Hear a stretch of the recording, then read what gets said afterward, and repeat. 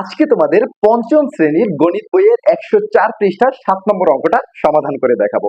তোমরা সবাই জানো এই অঙ্কটা নিয়ে তোমরা অনেক বেশি প্যানিকড হয়ে যাও। কিভাবে খুব সহজে কোনো টেনশন ছাড়া এই অঙ্কটা করতে পারবে সেই জিনিসটাই আজকে আমরা দেখবো। দেখো কেন মূলত তোমরা প্যানিকড হয়ে যাও। আমরা সাধারণত এই টাইপের অঙ্ক করতে গেলে একটা জিনিস চলে আসছে, এই টাইপের অঙ্ক যখন আমরা করতে যাই আমরা তখন সাধারণ একটা সংখ্যা দেখি, একটা পূর্ণ সংখ্যা দেখি। কিন্তু একটা খেয়াল করো, এইখানে বার্ষিক মুনাফার হারটা দশমিক ভগ্নাংশে দেওয়া আছে। মূলত এই জায়গাটায় আমরা প্যানিকড হয়ে যাই, আমরা এলোমেলো হয়ে যাই যে এই জায়গায় মূলত আমরা কি করব। আসো অঙ্কটা আমরা দেখি যে ব্যাংক থেকে আসলের উপর বার্ষিক 12.5% মুনাফায় 3 বছরের জন্য 50,000 টাকা ঋণ নেওয়া হলো। 3 বছর পর মোট কত টাকা পরিশোধ করতে হবে। আসো আমরা ব্যাপারটা দেখি কি কি আমাদের কাছে জানতে চেয়েছে। বলেছে আসলের উপর বার্ষিক 12.5% মুনাফায়। এখন তোমরা এইটা দেখো এলোমেলো হয়ে যাও যে আসলের উপর একটা কথা বলেছে। এখন কি করব আমরা? কোনো কিছু করার দরকার নেই বাবা। বার্ষিক যে মুনাফাটা হয় সেটা মূলত আসলের উপরেই হয়। সেই কথাটাই কি সে লিখে দিয়েছে। তুমি ধরো কোনো জায়গা থেকে 50,000 টাকা ঋণ নিয়েছো, সেইটা কি তোমার মুনাফাটা কি হবে? আসলের উপরেই তো মুনাফা দিতে হবে। আসল যত টাকা নিয়েছো তার উপরে ডিপেন্ড করেই তো মূলত মুনাফা দিতে হবে। তার মানে আসলের উপরে এই কথাটা নিয়ে তোমাদের আর প্যানিক হওয়ার কোনো কারণ নাই। এরপরে বলেছে 12.5% মুনাফায় 3 বছরের জন্য 50,000 টাকা ঋণ নেওয়া হলো। এখন কথা হচ্ছে 12.5 বার্ষিক 12.5% মুনাফায়, তার মানে আমরা এটা দেখেই বলে দিতে পারছি যে এটা হচ্ছে মুনাফার হার। আর 3 বছরের জন্য তার মানে 3 বছরটা হচ্ছে সময়, আর 50,000 টাকা ঋণ নেওয়া হলো। এইটা অনেকে ভেবে চিন্তা এলোমেলো হয়ে যায় যে ঋণ নেওয়া হলো, আর তাহলে সেটা আসল কেমনে হলো। বাবা ধরো তুমি কারো কাছ থেকে কোনো টাকা ধার নিয়েছো, 10,000 টাকা ধার নিয়েছো বা 100 টাকা ধার নিয়েছো, তুমি নিয়েছো ধার মানে কি ঋণ নিয়েছো, তার মানে কি ওইটাই তো আসল টাকাটা। এর উপরে তোমার তাকে মুনাফা দিতে হবে। সে বলবে যে ওকে আমাকে প্রতি সপ্তাহে বা প্রতি মাসে আমাকে এত টাকা করে বেশি দিতে হবে। সেটাই মূলত তার মানে হচ্ছে এই যে 50,000 টাকাটা, এটাই হচ্ছে মূলত আসল। ঋণ নেওয়া হয়েছে মানে কি আসল টাকাটাই ঋণ নেওয়া হয়েছে। এবার আসো, তার মানে আমরা পেয়ে গেলাম যে বার্ষিক মুনাফার হার 12.5%, 3 বছরের জন্য মানে সময় 3 বছর, আর আসল হচ্ছে 50,000 টাকা। এখন বলেছে 3 বছর পর মোট কত টাকা পরিশোধ করতে হবে। 3 বছর পর মোট কত টাকা পরিশোধ করতে হবে। তোমাকে এখানে বলে নাই যে কত টাকা মুনাফা শোধ করতে হবে, মোট বলছে মোট কত টাকা পরিশোধ করতে হবে। মুনাফার হার দেওয়ার পরে তুমি যেই টাকাটা ঋণ নিয়েছো, 50,000 টাকা যে ঋণ নিয়েছো, সেই টাকা তো তাকে দিবাই, এবং সেই সাথে তাকে আরো কি ওই যে ঋণ নেওয়ার কারণে যে এত মুনাফা হবে, প্রতি বছরে এত টাকা মুনাফা হবে, প্রতি বছরে কত টাকা বাড়বে, তার মানে কি ঋণ যে 50,000 টাকা নিচ্ছে সেটা তো দিবাই, সেটার সাথে মুনাফাটাও এক্সট্রা করে দিবে। এই জন্যই মূলত বলছে মোট কত টাকা পরিশোধ করতে হবে। আসো আমরা অঙ্কটা করি যে তাহলে 12.5% মুনাফা মানে কি আমরা জানি 100 টাকার 1 বছরের মুনাফা কত, 12.5 টাকা। আসো আমরা সেভাবেই আমরা ঐকিক নিয়মে অঙ্কটা সমাধান করি। আমরা লিখবো 100 টাকার 1 বছরের মুনাফা। আমরা লিখেছি 100 টাকার 1 বছরের মুনাফা 12.5 টাকা। ঐকিক নিয়ম অনুযায়ী আমরা কি জানি সেভাবে আগে যাই। আমরা পরবর্তীতে লিখবো যে 1 টাকার 1 বছরের মুনাফা কত হবে। 100 টাকার 1 বছরের মুনাফা যদি 12.5 টাকা হয়, তাহলে 1 টাকার 1 বছরের মুনাফা কি হবে, নিশ্চয়ই কম হবে। তাহলে এটা ভাগ হবে 12.5 ভাগ হচ্ছে 100 টাকা।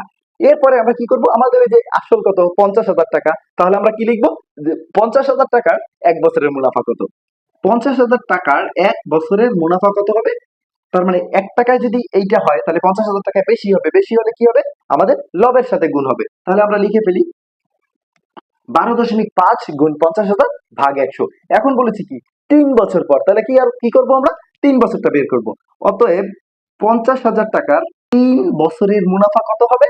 আমরা তাহলে কি আরো বাড়ছে, 50,000 টাকার 1 বছর থেকে 3 বছর বাড়ছে, তার মানে কি বছরটা আবার লবের সাথে গুণ যাবে, তার মানে বেশি হয়েছে।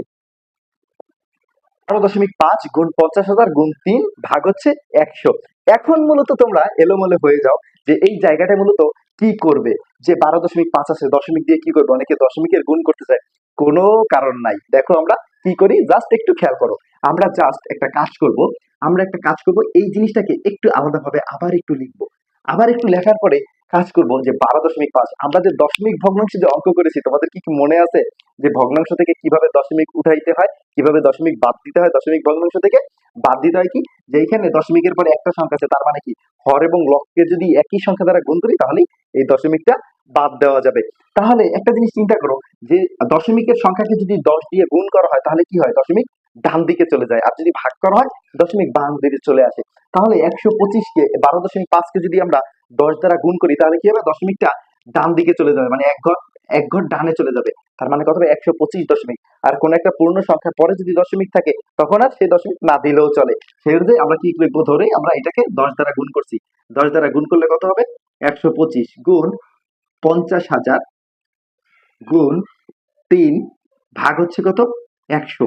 এখন আমরা নিচেরটাকে তো অবশ্যই 10 দিয়ে গুণ করব, মানে হরকেও আমরা 10 দিয়ে গুণ করব, হরকেও আমরা 10 দিয়ে গুণ করে দিলাম। এরপরে দেখো আমরা কি করব, আমরা যদি কাটাকাটিটা করতে যাই, কাটাকাটি করলে কত হবে দেখো, আমরা যদি 100 দিয়ে যদি 50,000-কে কাটাকাটি করি মানে ভাগ করি তাহলে কত হবে, 100 একে 100 আর 500 একে 50,000। এরপরে কি হবে, 10 দিয়ে যদি আমরা 500-কে ভাগ করি, 10 দিয়ে 500-কে ভাগ করলে কত হবে, 50। 10 দিয়ে 500-কে যদি কাটাকাটি করি আলটিমেটলি হবে 50। এখন কি করব আমরা, 125, 50 আর 3 এটাকে আমরা গুণ করব। এইটা গুণ করার জন্য তোমরা আরেকটা সহজ পদ্ধতি অ্যাপ্লাই করবা। তোমরা প্রথমে করবা কি, 125 এবং 50-কে গুণ করে নিবা। এই গুণটা সহজে করার একটা টেকনিক আছে, আসলে সেইটা আমরা একটু এইখানে দেখি। এই গুণটা আমরা কিভাবে সহজে করব। ধরো আমরা লিখলাম 125 গুণ 50।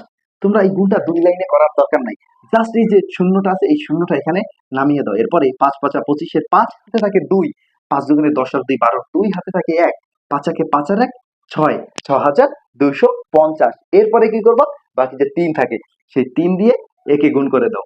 3 দিয়ে যদি একে গুণ করি কত হবে, 18,750। আমরা এখানে লিখে দিলাম 18,750 টাকা। তার মানে কি, এটা হচ্ছে 50,000 টাকার 3 বছরের মুনাফা। এখন আমাদেরকে বলেছে 3 বছর পর মোট কত টাকা পরিশোধ করতে হবে। এটা তো তুমি তাকে মুনাফা দিবাই, আসল কি দিবা না, নাকি আসল নিয়ে আসছে আসল আর দিবা না, আসল তো অবশ্যই দিতে হবে। তার মানে আমরা লিখি যে মোট কত টাকা শোধ করতে হবে। তাহলে আমরা লিখলাম যে মোট পরিশোধ করতে হবে, মোট পরিশোধ করতে হবে 50,000 যোগ 18,750 টাকা। এখন 50,000-এর সাথে যদি 18,750 আমরা যোগ করি তাহলে কত হবে, তাহলে হবে 68,750 টাকা। 68,750 টাকা। এটাই হচ্ছে আমাদের রেজাল্ট। ভিডিওটি যদি ভালো লাগে অবশ্যই সেভ করে রাখবে এবং শেয়ার করে দিবে।